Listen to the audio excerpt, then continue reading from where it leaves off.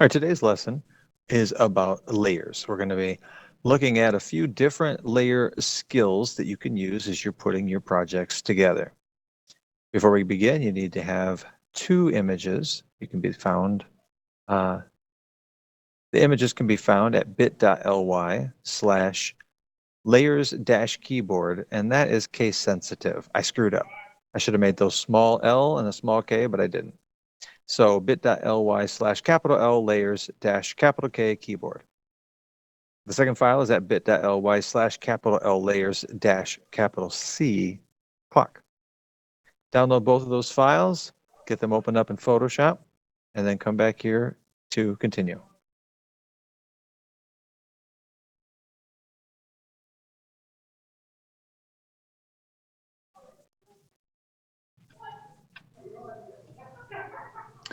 Okay, you open up the file called keyboard, and this is what you see. And over here in your layers panel, you see three layers: gauge, bearing, and background. Two of those layers are already turned on, bearing and background. Gauge is turned off. Let's turn that one on. If you click just to the left of the layer thumbnail, there is a little square. When you click that square, it turns into an eyeball. That's called your visibility. And when you're working in Photoshop, sometimes you have to turn things off so that you can see what's beneath it.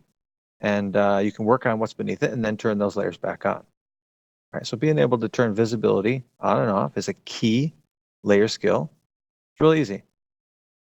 Now, another thing you'll notice as you turn these on and off is that somebody, not me, has already created this assignment and put these elements into separate layers for us. Bearing was selected by somebody and dragged over here and dropped into a new layer. And then that new layer was given a name. And that's pretty neat because up to this point, if you wanted to move something, you had to first select it. But now you don't have to. Click on the layer called bearing. One click right on the name. That layer will highlight in blue. Go to your move tool up at the top here. Click on the move tool, and then you can just drag that bearing into place, which is right up in the upper right-hand corner. Got to get your bearing straight. And you don't have to make any kind of a selection because that bearing is all by itself in a layer, right where it needs to be. That's pretty cool, and that's the power of layers in Photoshop. Gauge, we're going to leave that right there. Don't need to do anything with gauge. Okay. The next step is to go to the background layer and click right on the word background, one click. One thing to know about layers is that when you drag something over to a file, or you create a new blank layer, or you create a type layer, it will always come up right above your selected layer. So we want to make a tint. We want to tint this keyboard a color. We want the tint to come up right on top of background. We don't want it to cover up our other layers. So you click on background. Then you go down here to the bottom of the layers panel. There's a little sticky note looking icon right next to this trash can. If you mouse over it, you'll see it pop up, create a new layer. That's the one you want. You're going to click on that little sticky note looking icon. It'll pop up, blank layer, layer one. Whenever you create new layers, they're always called layer one, layer two, layer three, etc. We want to avoid that. We want to keep a good naming structure going. If you get a bunch of layers and they're all just called generic names like layer 1, 2, 3, you're going to start to lose track of what's what. So you always name the layer what's in that layer. In this case, we're going to make a gradient. So let's name our layer gradient. Double click on the words layer 1. If you double click here on the thumbnail, or you double click off to the right where the text is not, here's what comes up. A layer style dialog box. We don't want this. Cancel.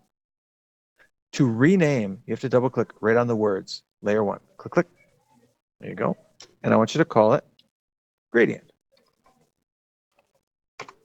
Just like that. Name this layer gradient. Now we're going to create our gradient. Over on the left is your toolbox with lots and lots of tools. The middle tool, right down here, right about dead center in the toolbox, is called the gradient. If you go to look for your gradient and you don't see it, you may see a paint bucket. Click and hold on that tool. The gradient and the paint bucket share the same spot. You want the gradient tool selected. Now, we need to make a lot of settings before we can make our gradient. So go up here This is your option bar, and this changes every time. Pick a different tool, the options change. Okay, so the gradient options has a menu that lets you choose a specific type of gradient. And there's a few different ones. Most of them are pretty ugly. And the one that we use most often is the second one over. If you put your mouse over it and you just wait a second, it'll pop up with a name. The tooltip will tell you foreground to transparent is the name of this gradient. That's the one that you want. It'll give you a color. Yours is probably black, but it might be any color. Fading away to these checkerboards. In Photoshop, checkerboard represents transparency, see-throughness. Now, let's check these settings over here. You've got 5 buttons. These are different types of gradients. The first one is the one that you want, linear gradient. So click that. Your mode might be set to something different. Make sure your mode is set to normal for this. You can blend gradients into images, but we just want it to be set to normal. Opacity should be set to 100%. And then of these 3 boxes, you want reverse, unchecked, dither, and transparency checked. Now we're going to put a purple gradient on this. So this is called foreground to transparent. So we have to change our foreground color. So you come down here, you got your 2 squares. The one in the front is your foreground color. The one in the back is your background color. We want to set our foreground color. So you put your mouse on this first square and you click 1 time. And your color picker pops up. The color picker is a 2-step process. The first step is this thing over here. It's called your hue slider. Hue like H-U-E, your colors. And you want to get into kind of the purple range, right around here. The second step, because you can see here it says new, and it's still white. Nothing has changed. The second step is to come over here and pick a tint. Okay, you can go all the way from super, super light purple down here to super, super dark purple. You can have white or black. We want kind of a dark purple color, kind of right around this area right here. Once you get a nice purple, it doesn't really matter exactly what color it is. Click OK. Now are you ready to draw your gradient? The gradient is going to go from purple, and it's going to fade out to transparent in the direction that you draw. So we're going to start over on the right here. We're going to click and hold, and we're going to drag straight across our page, all the way from right to left. Now you can see my line as I drag is perfectly straight. I'm doing that by holding Shift. If you hold Shift while you click and drag, you don't have to worry about your gradient going the wrong direction. Shift will make it go in a nice straight line from right to left. You let up on your mouse.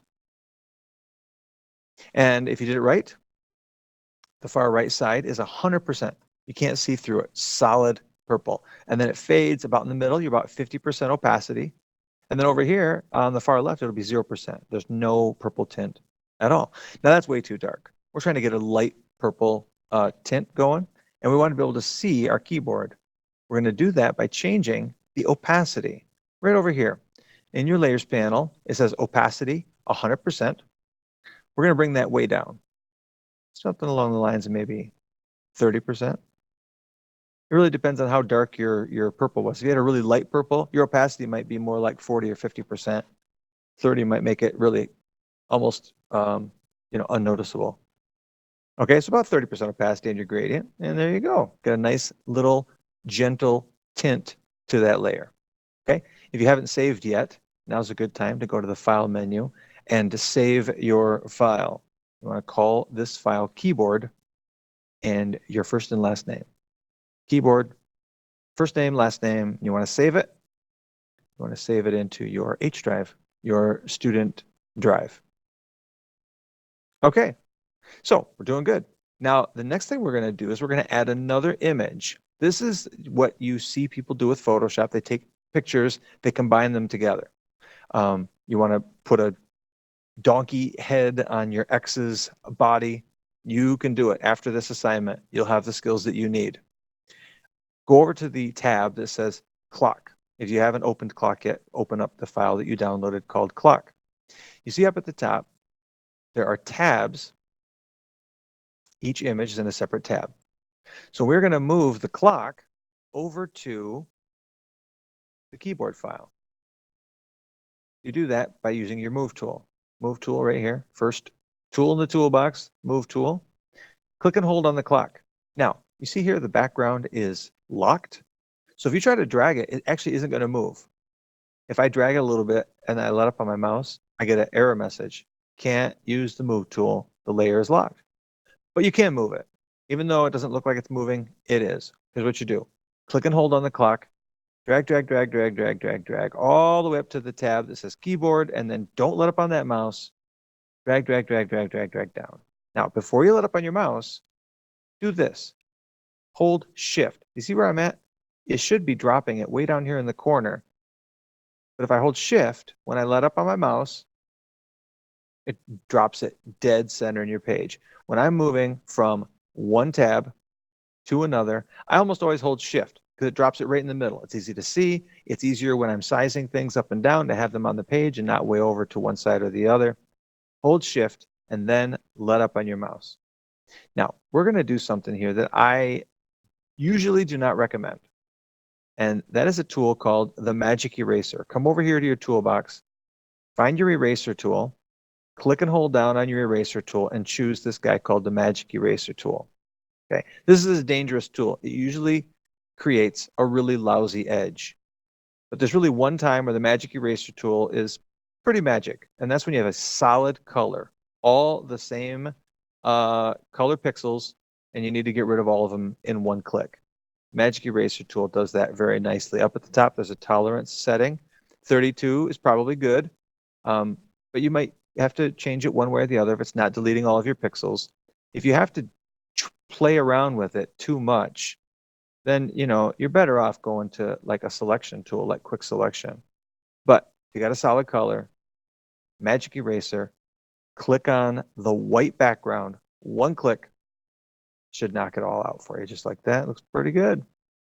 Go to your move tool, take your clock and move it down here to the bottom corner of the screen so that it looks sort of the way you got the bearing, kind of half on, half off the page.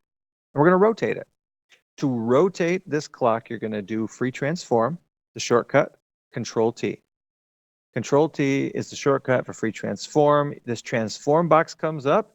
You can resize it, but you don't want to do that. Don't grab a handle. We're not resizing it. We are rotating it. So what you do is you go outside the transform box and your mouse will turn into a curvy arrow, just like that. When you're not choosing a handle and you click and drag, it rotates. So rotate that clock about like this, going from like about 8 to 12 on your screen. Once you get it rotated, looking nice, get it the way you want, you click the check mark up at the top of the screen to lock it in. Okay, you got your move tool. If you wanted to move it around a little bit afterwards, you could. And now we're going to do probably one of my maybe top 5 layer skills. I like this one a lot. We're going to make this clock look kind of see-through. Now, there's ways you could do that. You could change the opacity, like we did the gradient. That would make it see-through. But when you do that, you see this black part is really dark. Okay. For this effect, I want the black gone. I want to be able to see through the black. And I can do that with a blend mode. The blend mode is right here. It's set to normal by default. Click on normal, though, and look at all the different choices that you have for blend modes. Some of them are wacky. Difference, I don't know. I've used that maybe once in my life. Saturation, that's not cute. It just kind of disappears on us. The one that we want to make the white disappear is called screen. Click on your blend mode menu, change normal to screen. All of the black becomes see-through. The white is left. That's a pretty cool effect. Save your file. File, save, or if you like shortcuts, Control S. We're almost done. Here's the last layer we're going to create. Go to your type tool. Over here on the left side of your screen, the type tool, click on that. And then come up here to the upper left somewhere, right up here, and click. Just click. You get a little blinky cursor. And type your name. Just your first name should do. I'm going to do mine in all caps. I'm going to hit caps lock. I like that. If your name is up off the page, if your name is too big or too small, don't worry about it. Just type your name. Once you get your name typed, you can select it. You can do it by clicking and dragging, but sometimes it's hard to find where you're at and you don't quite get it in the right spot. The easiest way is to triple click on it. Go click, click, click. Just triple click. It'll highlight it. And then go up here, and I want you to choose the font Arial. Okay, so if you're down here and you got something, chosen, just scroll up the top of the list. Arial is way up at the top, almost the first one. Choose Arial.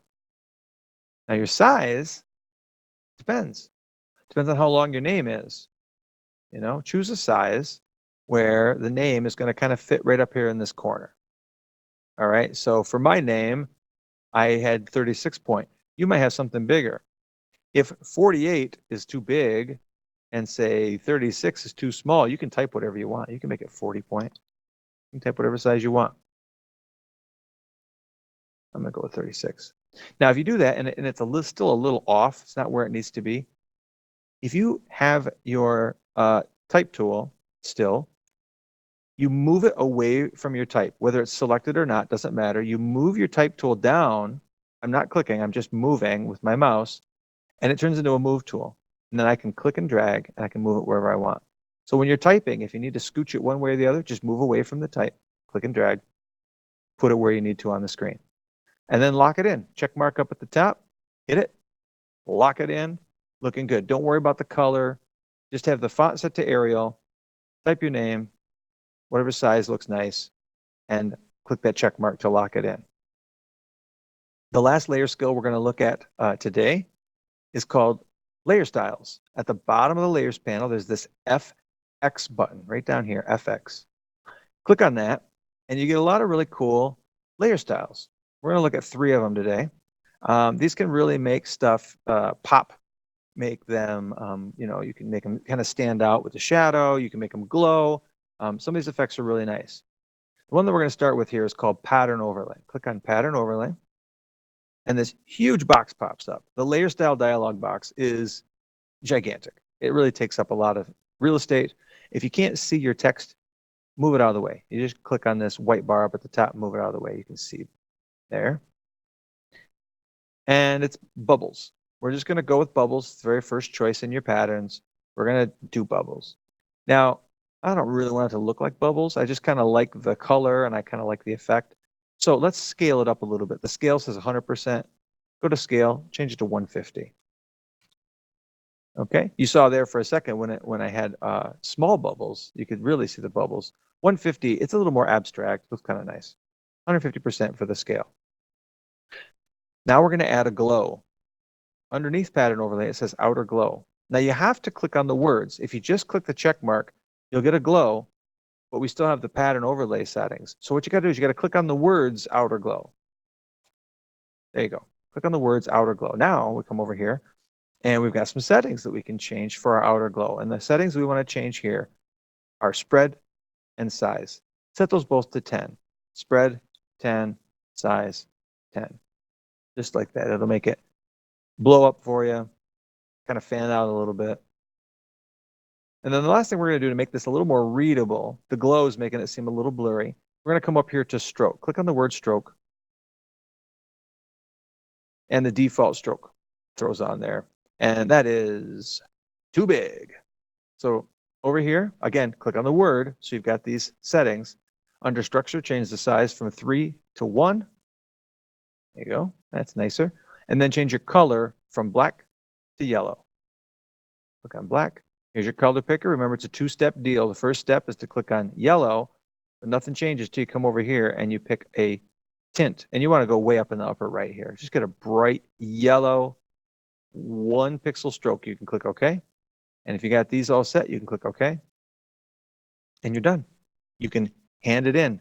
Go to File, save it one more time, then go to File, Save As, and save it to the shortcut on your desktop to your hour. And that'll hand it in for me. Today, we talked about how to change blend mode. We talked about how to change opacity. We talked about how to add layer styles. We talked about how to rename a layer by double-clicking on it. Ooh, I was supposed to have you name this clock. Oopsies, sorry. Don't worry about it. I showed you how to move layers up and down by clicking and dragging them or down. We talked about how to turn on visibility of a layer on and off. Okay, it's a lot of different skills that you guys learned just in a few minutes today. Our next assignment, where we talk about more layer styles, things get even cooler. Thanks. See you next time.